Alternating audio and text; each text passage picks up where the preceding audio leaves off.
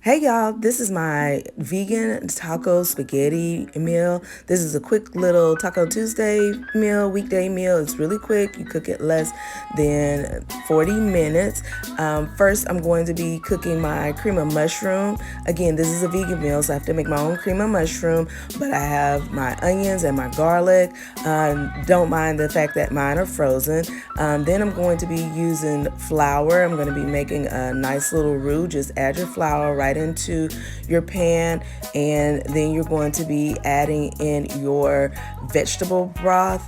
Again, this is vegan, so all the products that I'm using don't have any dairy or any meat byproducts. So you're going to mix that in.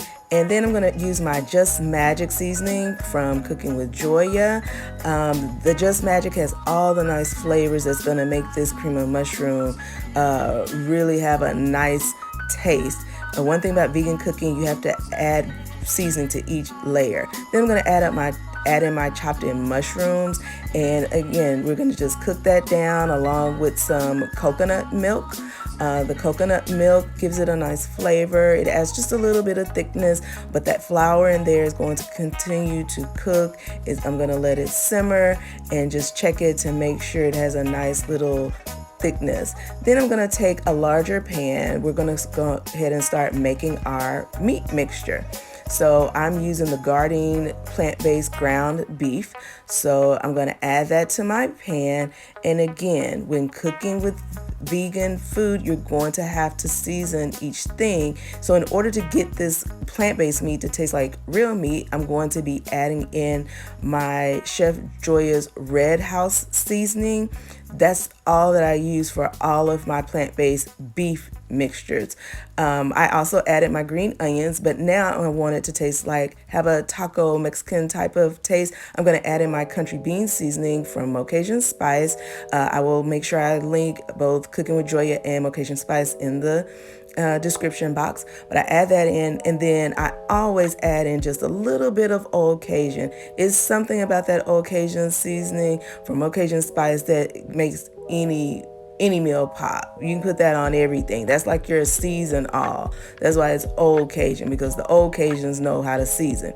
Then I added in a can of Rotel. You can put half if you want, but we wanted it a little more spicy, so we added in a full can of Rotel tomatoes. I'm gonna mix that up really well. Of course, I have to taste it. It tastes amazing. So now I'm going to take that mushroom soup and add in the meat mixture. I'm just going to make sure I stir it together really well, mix it really well. And then after that's done, I'm going to put it to the side, and we're going to get ready to fix our pasta. So I took that same pan I cooked the meat in. I put some butter. Again, that's vegan butter, and some oil, some olive oil.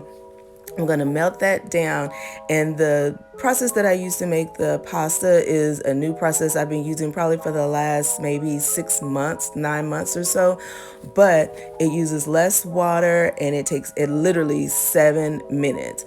So I put my pasta in the oil and the butter, and you're just going to shake it around and move it around, making sure that the spaghetti pasta is not going to burn. So you cook that, and once you have a little bit of oil on all of the pasta after I move it around, you add just a little bit of boiling water or hot water to that, and you're going to cook it. Add a little salt. Don't forget the salt, because again, you have to season each layer of the dish. So we added our salt, and you're going to cook that pasta. Once the water has cooked out, then you will add a little bit more water. So again, every time that you do that, it seems like a slow process, but really it isn't.